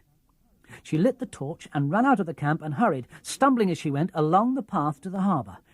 She found the forked tree and took out her box of matches. Her first match blew out, and her second as she lifted it up to light the lantern, but the third match did it. She lit the other lantern easily and hung it on its nail on the stump with the white cross. Suddenly, a big owl flew by close over her head, between the two leading lights, puzzled by the glitter of them. She heard it as it swung away into the darkness. Perhaps it had not been the owl's signal she'd heard. Perhaps all her fears were for nothing, and Swallow was still far away, and yet that creak had sounded very like Swallow's boom going over. But just then, somewhere in the darkness in front of her, outside the harbour, she heard the noise of a sail coming down into a boat, and then the quick creak, creak that an oar makes when it's being used for sculling over the stern. She was just going to call out joyfully to welcome the swallows when she heard a voice that was not John's or Susan's or Roger's. The voice said, "Jolly good idea of theirs, putting lights on the marks." For one moment, Titty thought of blowing the lights out, but it was too late. The boat was close in. In another second, it grounded in the harbour, not 6 yards away. Titty crouched down on the ground behind a rock. Why had she ever gone to sleep? It was a real owl she'd heard, and not the signal from the swallows. And now, left on guard, she had lighted the Amazons into the harbour, and the swallows would come back to find the island in the hands of the enemy. Nancy Blackett was on the beach. "What beats me," she was saying, "is however they managed to get here before us. I'm sure I heard them go up the river. They must have rowed like smoke. They couldn't do it sailing. And I would never have thought they could do it rowing, even though we were beating all the way. Come on, Peggy, step lively, show a light." There was a flicker in the boat, and a moment later Peggy was coming ashore with a lantern in her hand. "Why aren't they here?" she said. "They just lit the lights for us and scooted back to camp," said Captain Nancy, "pretending they'd been back for hours. Come along, let's have the lantern." The Amazon pirates passed so close to Able Seaman Titty that they could almost have touched her. They hurried on into the path. Their steps sounded farther and farther away. Then there was silence, except for the wind in the leaves. Titty did not know what to do. It was defeat, black and dreadful. The swallows had not captured the Amazon, but the Amazons had landed on Wildcat Island, and their pirate ship was snug in the harbour. If only she had not lit the lights! They could never have come in till dawn, and by then the swallows would be back. Just then Titty had an idea.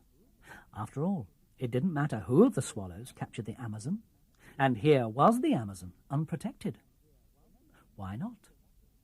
In a moment Titty was up and on the beach, and a moment later she was afloat, clawing the Amazon stern first out of harbour along the edge of the big rocks. Then she pulled out her torch and lit it for just long enough to find the oars. She stood in the stern of the Amazon to row, keeping her eyes on the 2 lights she had lit herself.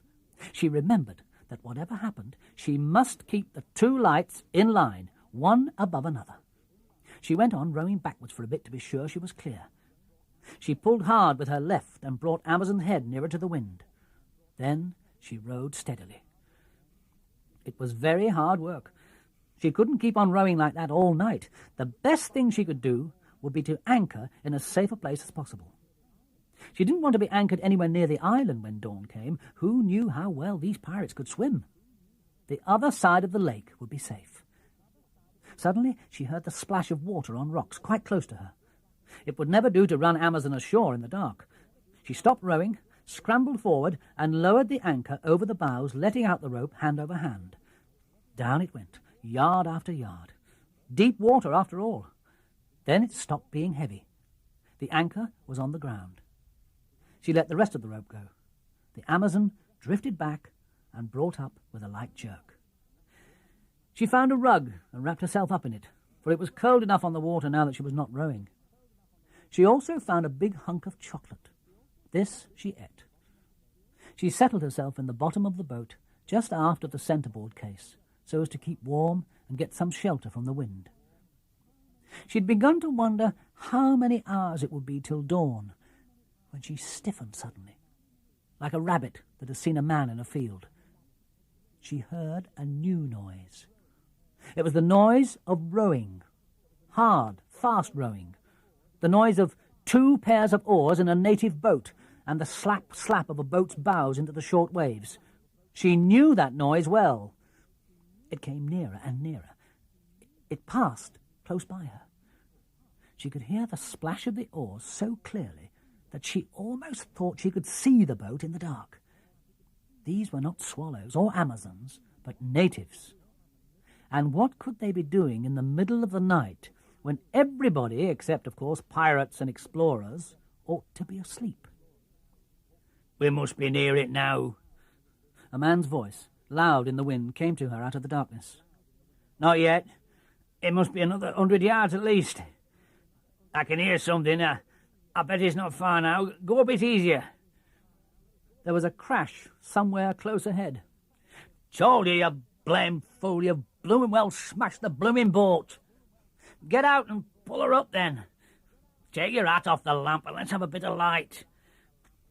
There was a splash, and then the noise of a boat being pulled up over stones. Then there was a glimmer and a flash of a bicycle lamp. "Boat's all right. Lost a bit of paint, that's all." "Give us a hand with a box, then. Nobody'll look for it here." "They will if you keep flashing that lamp about. Much better take it with us." "We can't carry that thing on a motor bicycle. Have to bring a car for it." "Blast it. Why didn't you bring a chisel to smash it open?" "It'll take more than a chisel to get that open." There was a noise of scrambling on stones, some curses, and then the noise of heavy stones being thrown down on something made of wood and metal. Then voices again. "Nobody'll find it now, even if they do come looking. Shove her off now and put your back into it. We've got to be far out of this before anyone's stirring. The noise of rowing began again.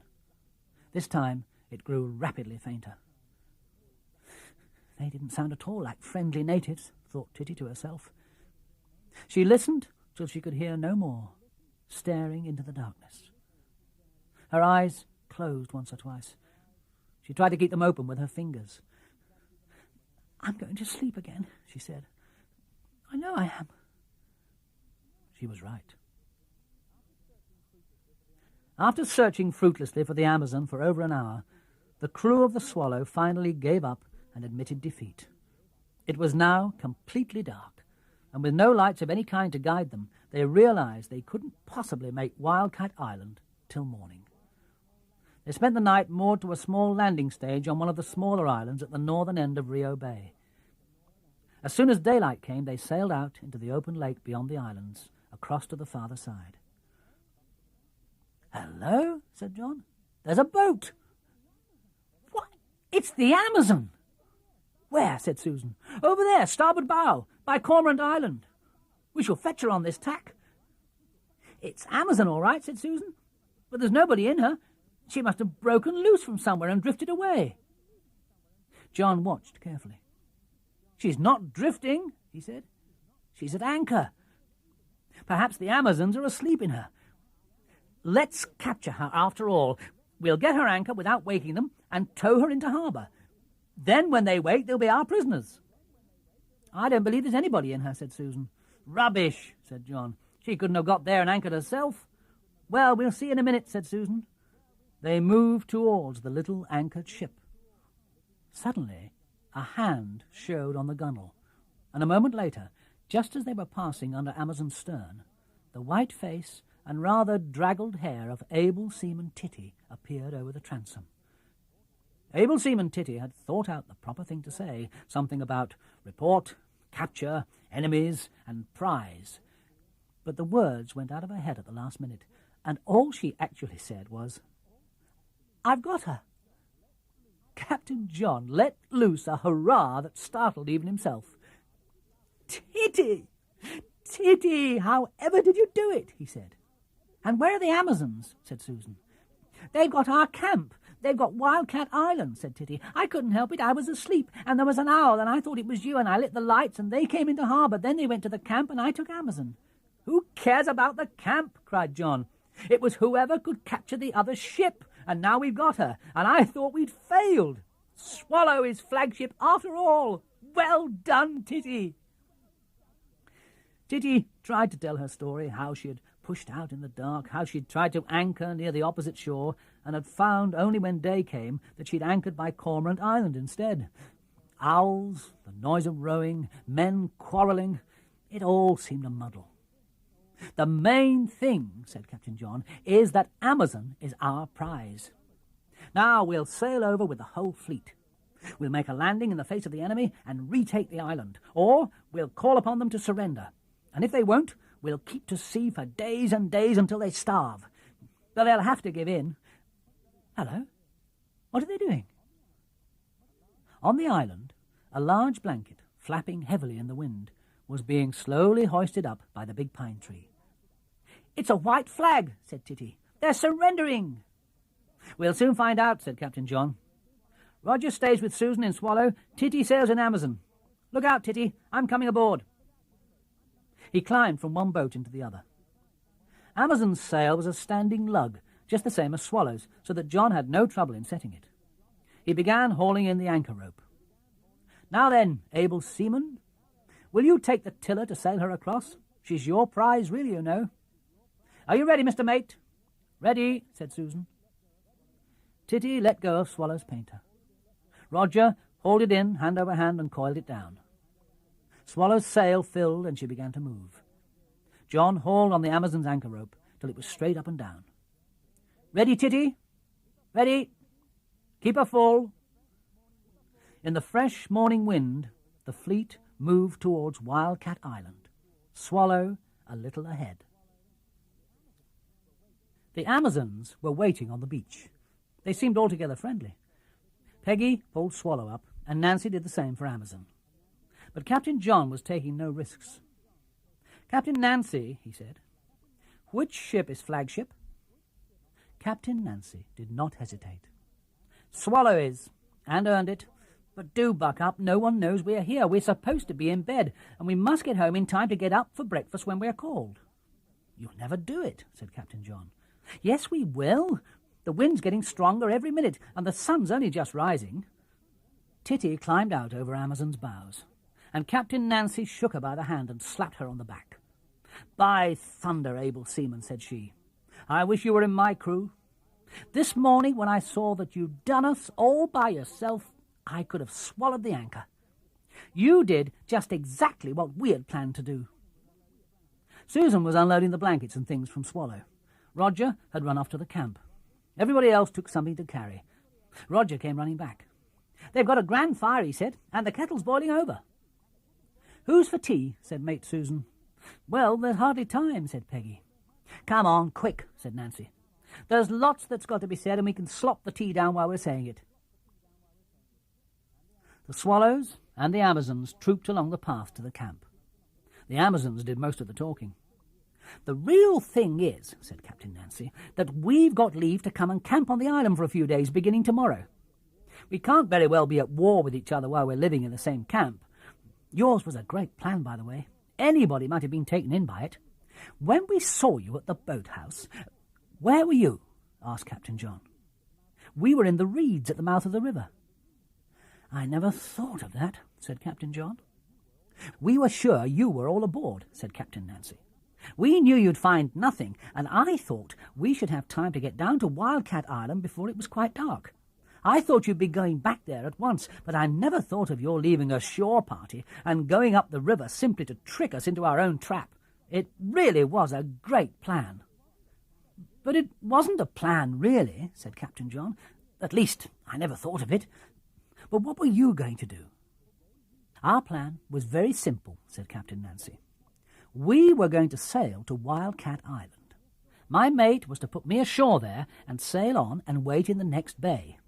I was going to hide, and then, when you came back and went to the camp, I was going to collar Swallow and go off to look for Peggy and the rest of the fleet." "What did happen?" said Susan. "It took us much longer to get here than I'd thought it would. It got dark so quickly, and we had a horrible time getting through the islands, and then, when we saw your leading lights, I guessed at once that they were on the marks. So I came in under oars to tell you about tomorrow. Then we went to the camp and found nobody. Then we shouted a bit and came back to the harbour, and there was no Amazon." "Shall I make the tea?" said Peggy. "A round of tea would do us all a bit of good," said Captain John. No tea ever tasted better than this tea on Wildcat Island, while the first sunlight was creeping down from the tops of the opposite hills. "The sun's really coming up now," said Nancy. "We ought to start or we'll never be back in time. We'll get our supplies together, and first thing in the morning we'll set sail as early as ever we can, and we'll bring our tent, and then we'll make a raid on Captain Flint." When the Amazons had gone, Titty wanted to hear all about the raid, and John wanted to hear the whole story of the watch on the island and the way in which the able seaman had been able to capture the enemy ship.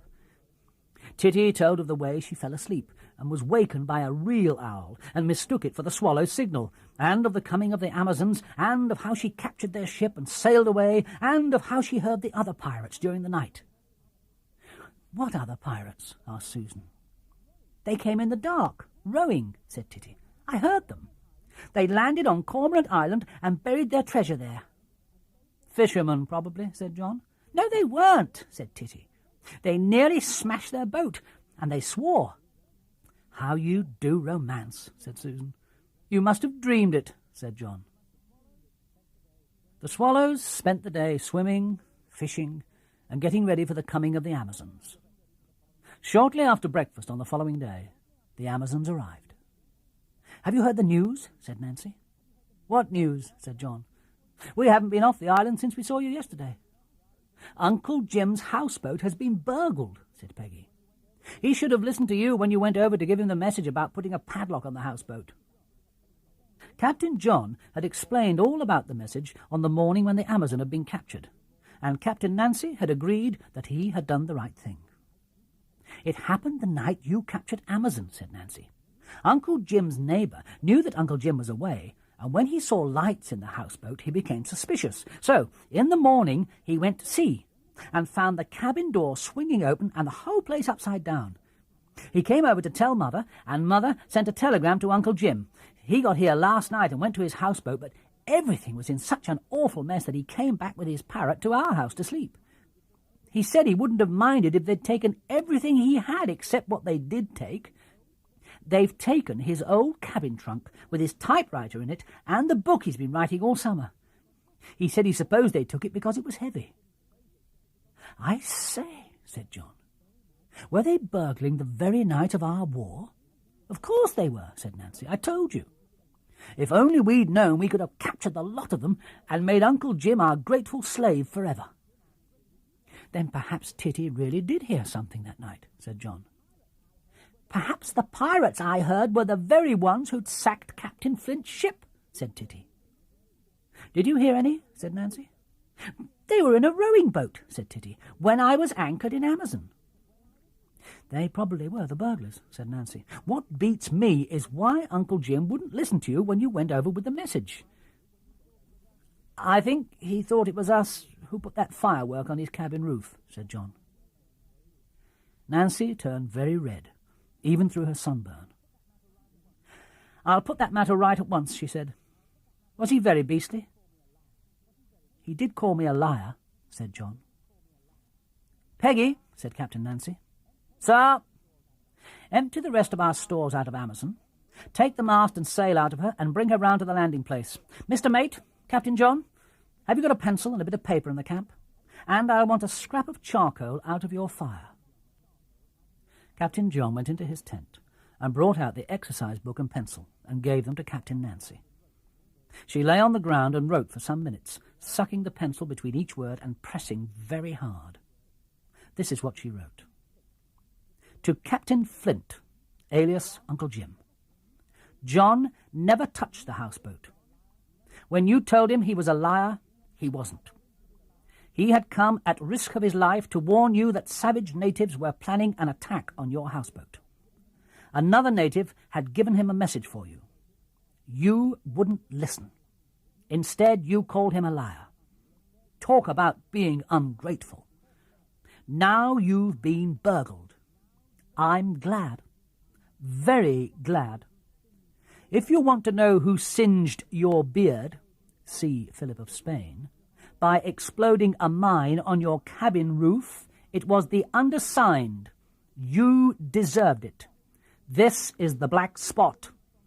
You are deposed from being an uncle or anything decent. Nancy Blackett, Amazon pirate." When she'd done, she got up and took a bit of charred wood from the fire. She tore out the sheet on which she'd been writing and smeared the back of it with burnt wood. Then she folded it up and put it in the pocket of her shirt. "Boat ready, sir," called Peggy from the landing place. "I'll be back soon," said Captain Nancy. "But what are you going to do?" asked John as Nancy pushed off. "Tip him the black spot," said Nancy, and rowed, rather splashingly, away. She returned about an hour later. She said nothing about her visit to Captain Flint, and no one questioned her about it. It was just before lunchtime when Captain Flint's rowing boat appeared off the island, heading for the landing place. The crews of the Swallow and the Amazon went down to the little beach and stood watching as the rowing boat ran up onto the beach. Captain Flint stepped ashore and walked across to John. "Young man," he said in a very friendly voice, "I've got something to say to you. Don't treat me in the way I treated you the other day and refuse to listen to me. I was altogether in the wrong. It was beastly of me, even if I'd been in the right. I ought to have known that you were telling the truth, and I ought not to have called you a liar anyway. I'm very sorry. Will you shake hands?" There was a most unpleasant lump in Captain John's throat. He held out his hand. Captain Flint took it and shook it firmly. John felt suddenly better. "It's all right now," said he. "I really am most awfully sorry," said Captain Flint. "You know, I was quite sure it had been you because I saw your boat several times and never saw my wretched niece's." Captain Nancy and Peggy exchanged glances, but said nothing. "I've been paid for it, in a way," said Captain Flint. "Nancy tells me you came to warn me and give me a message or something. If I'd only listened to you instead of being a cross-grained, curmudgeonly idiot, I shouldn't have lost my book. I'd have taken it with me. Nancy's told you what's happened?" "Yes," said Captain John. "There's no more of the book writing, anyhow," said Captain Flint. "The book's gone, and the typewriter with it, and I'm too old to start writing it all over again. Look here, I'll do anything I can to make up. I've wasted my own summer writing a book, and I've wasted some of yours too. Nancy's and Peggy's, I mean. But I see their tent is here, so I suppose you're all together in things. Take back your black spot and make peace with me." The swallows and the Amazons looked at one another for a moment. "All right," said Captain John on behalf of the swallows. "All right," said Captain Nancy on behalf of the Amazons. Captain John looked at Captain Flint and said, "All right." "Would you like to stop and have a bite to eat with us?" said Mate Susan. "I'll put the kettle on at once." Considering that Captain Flint was having lunch with his enemies, it was a very friendly meal. Even Titty softened towards him before the end of it. He never made the mistake of calling her anything but able seaman. They were sitting round the fire, getting the insides out of the potatoes, which were almost too hot to touch, when they began to talk about the burglary. "I wonder what made Mr. Dixon give you that message for me," said Captain Flint. He said he'd heard something at Bigland," said John. "Well, that's away beyond the foot of the lake," said Captain Flint. "If we could only find out where the burglar came from, there might be some chance of getting my box back. But there was nothing to show who he was or what it was. My boat looks as if 100 wildcats had been having a general scrimmage in the cabin, and that was all, except that they took my old cabin trunk. But everything that mattered was in it." "Was it a very heavy one?" asked Titty. "It was, rather."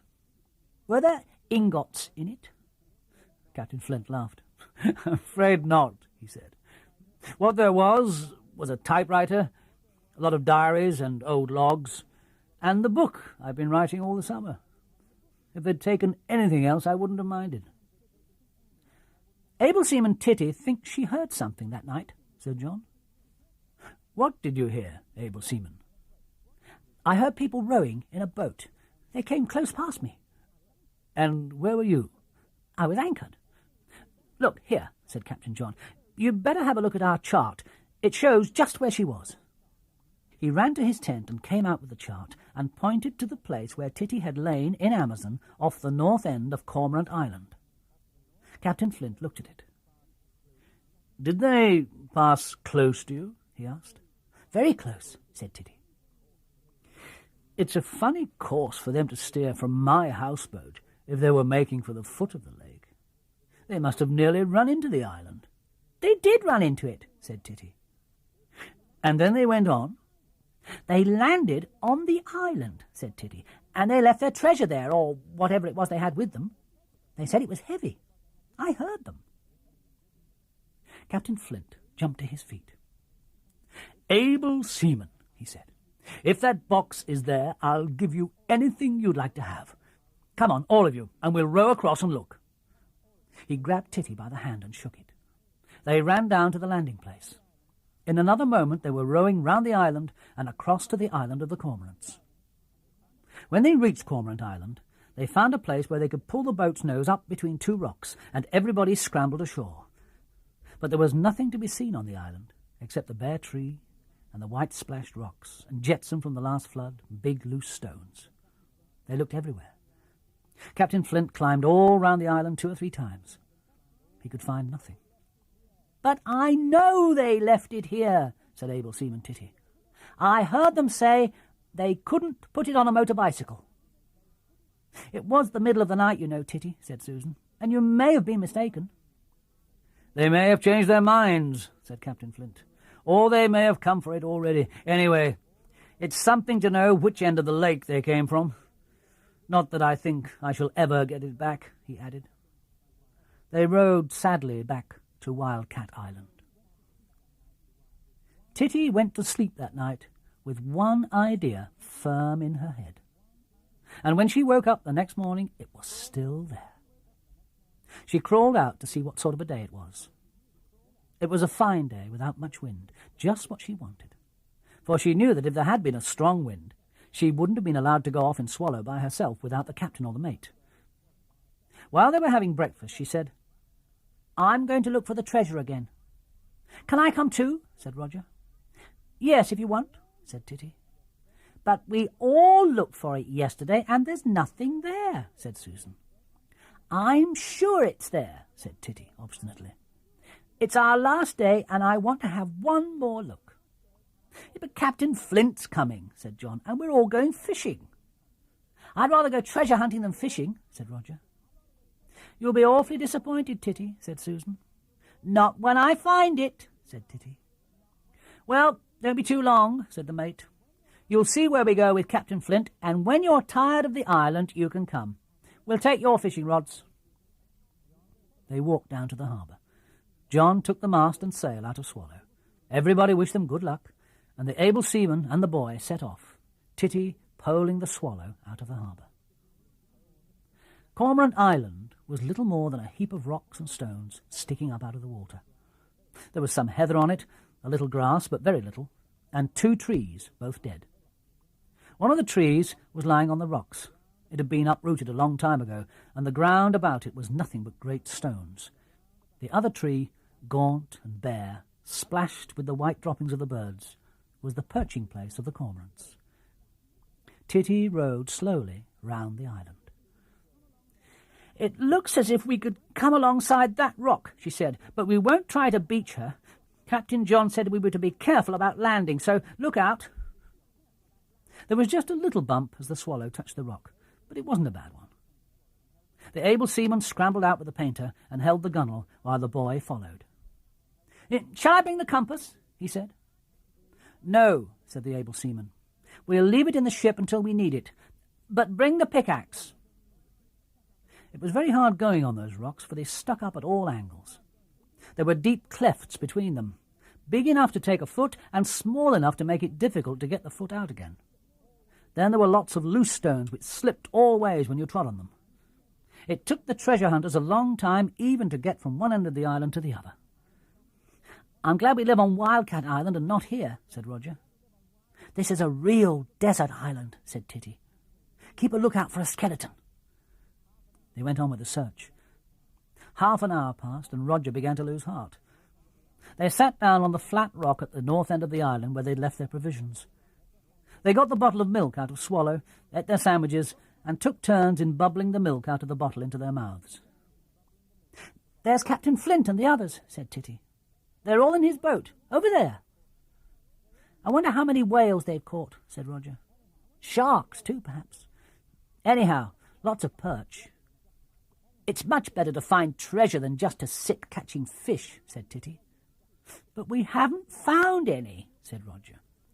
"We haven't nearly looked everywhere yet." "Must be here," said Titty.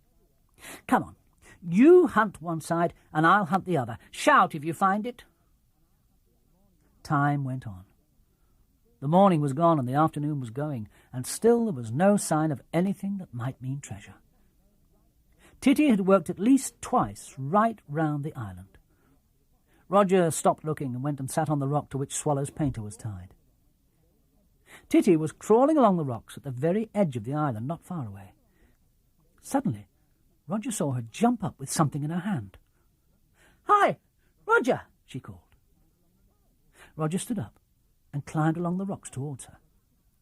"I found a pipe!" she shouted. "It must have belonged to one of the pirates. This must be the place where they landed." It was an ordinary wooden pipe. She'd found it between 2 stones close to the edge of the water. The finding of it made a great difference to the island. Titty had begun to think that perhaps she must have dreamed of the pirates landing here that night in the dark, but now she had in her hand a solid proof that someone had been there. "If they landed here," she said, "the treasure must be close by. They didn't go far away, because I heard them banging about all the time." They looked carefully about them. They were close to the place where the old tree had stood, the tree that was now lying on its side with its rotted, dried roots straggling in the air. The ground was covered with big, loose stones. Titty went carefully over them and round the tree. She found nothing. She went round the tree again in a widening circle. Still nothing. She went back to her task of working right round the edge of the island. Roger stayed where he was, and presently began to amuse himself by gathering small driftwood and dead reeds that were stuck among the rocks, and had been drying there since the last time the lake was high after the rains. At last, Titty began to lose hope again. She came back to the fallen tree and Roger with his growing pile of fuel. "Shall we light it, Titty?" said Roger. The able seaman looked at it. "That's not the way," she said. "We'll make a fireplace. Then we'll light a fire in it, and Captain Flint and the others will see the smoke of our fire." She began building with small stones. "When they see the smoke of our fire on the desert island far away, they'll come and there'll be a rescue. Now we need a good big stone to go at the back." She pulled at a biggish flat stone close by the roots of the old tree. It moved easily, and as it moved, all thought of making fireplaces flew out of Titty's mind. "Help! Roger!" she shouted. "Where's the pickaxe?" Roger picked it up and gave it to her. Titty tapped with it at a black corner of iron that showed under the stone she'd moved. It rang of metal and wood. She pulled the stone further, and it was clear that she had uncovered the iron-bound corner of a box. "We found it! We found it! We found it!" shouted Titty. She pulled the stone right away to one side, and there was a torn label on the corner of the box. A label with a picture of a camel and a pyramid and the word Cairo, plain, in big letters. Quickly, she cleared away the other stones and uncovered the box completely. In the middle of the lid were the two letters J.T. Titty and Roger looked across the lake, expecting to find the others where they'd last seen them, fishing south of the island near the opposite shore. But the whaling party was now more than halfway across the lake and rowing steadily towards them. Titty climbed up and stood on the fallen trunk of the tree and waved and shouted. Captain Flint bent to his oars, and a few minutes later the whaling party reached Cormorant Island. Captain Flint was ashore in a moment and jumping over the rocks. The others followed.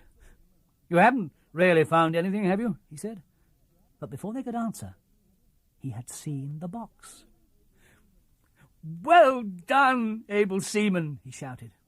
"Good for you, Titty," said Captain John. "Then you weren't dreaming after all," said Susan. "Whoever would have thought it," said Peggy. "Well, shiver me timbers," said Nancy. Captain Flint dropped on his knees beside the box and pulled a bunch of keys from his pocket. He unlocked it, threw back the clasps, and lifted the lid.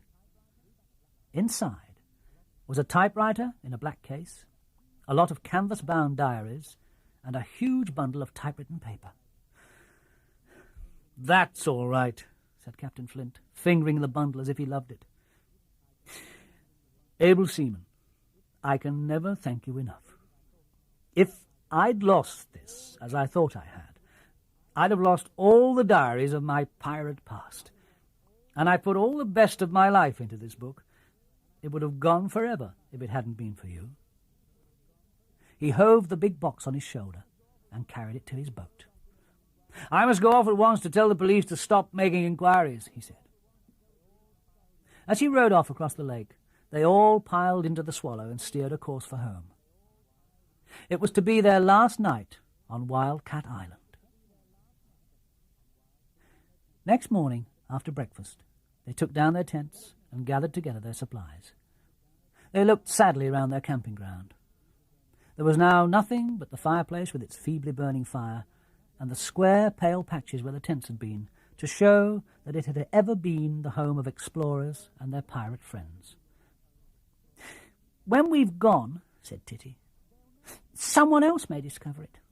They'll know it's a camp because of the fireplace, but they'll think the natives made it." "If anybody takes it, we'll barbecue them," said Nancy. "It's our island, yours and ours, and we'll defend it against anybody." "We're going to school at the end of the summer," said Peggy. "So are we," said Susan. "Well, we shan't be at school forever," said Nancy. "We'll be grown up, and then we'll live here all the year round." "So will we," said Titty, "and in the winter we'll fetch our food over the ice on sledges." "I shall be going to sea some day," said John, "and so will Roger, but we'll always come back here on leave." "Well, it's no good hanging about," said Nancy. "Let's put to sea." Everything left was carried down to the harbour and stowed in the ships. Susan emptied the kettle on the fire. Then they put to sea. The waves were quite small, and the wind was light, but there was a strong swell. "Wind's from the south," said Captain Nancy. "We'll beat into it." "We'll follow you," said Captain John. He wanted Swallow to be the last to leave. In Swallow, Roger was in the bows, Able Seaman Titty was in the bottom of the boat, and Susan and John in the stern. "Doesn't Amazon look fine?" said Susan, looking at the little white-sailed boat ahead of them, with her fluttering black and white flag and her 2 red-capped sailors. "Swallow must look just as fine," said Captain John. "Finer," said Titty. "We've got a brown sail." They sailed on, tacking from one side of the lake to the other and back again. They were passed by one of the big lake steamers crowded with passengers, who came to the side and pointed. The captain, who was steering her, took out his binoculars and looked through them at the little Swallow. By now the news had run all over Rio and up and down the lake about the way in which the Swallows had found the box that had been stolen from Mr. Turner's houseboat. Suddenly a loud cheer sounded over the water, and again, and again. The passengers waved their hats and shouted. "What is the matter with the natives in the steamer?" said Roger. Then one of the sailors ran aft to the flagstaff at the steamer's stern, and the big red ensign dropped to half-mast and then rose again. "They're cheering at us," said Captain John, turning very red. "They've saluted," said Susan. "Oughtn't we to answer? The Amazons are." They could see Peggy at the halyards, busy dipping the Jolly Roger. Titty lowered Swallow's flag and raised it again. "It's a good thing we are going away," said Captain John. The steamer hurried on. The wind was dropping now, and on the Swallow the boom swung aft, and the main sheet now and then caught the water and trailed in it. "Sit on the lee side, Able Seaman," said John. "That'll keep the boom out." Nancy in Amazon was sitting on the lee side for the same reason. Wildcat Island was now far behind them. The island was once more the uninhabited island that Titty had watched for so many days from the peak of Darien. And yet it was not that island. John, looking at it, remembered the harbour and the leading lights. For Roger, it would always be the place where he had swum for the first time. For Susan, it was the camp and housekeeping and cooking for a large family. Titty thought of it as Robinson Crusoe's island. It was her island more than anyone's because she had been alone on it. As they passed Houseboat Bay, Captain Flint rowed out to say goodbye. "Goodbye," they shouted. "Till next year," he shouted back, and rested on his oars and watched the fleet as it sailed slowly on towards the peak of Darien. Under the peak of Darien, the fleet broke up. There were shouts of "Goodbye," "Remember the Alliance," and "Come again next year." "3 cheers for Wildcat Island," shouted John. They all cheered. "3 cheers for the Swallows," shouted Nancy. "And for the Amazons," they shouted back. John hauled his wind and stood in for the Hollyhow boathouse. Amazon held on her course. She was soon out of sight beyond the further point of the bay.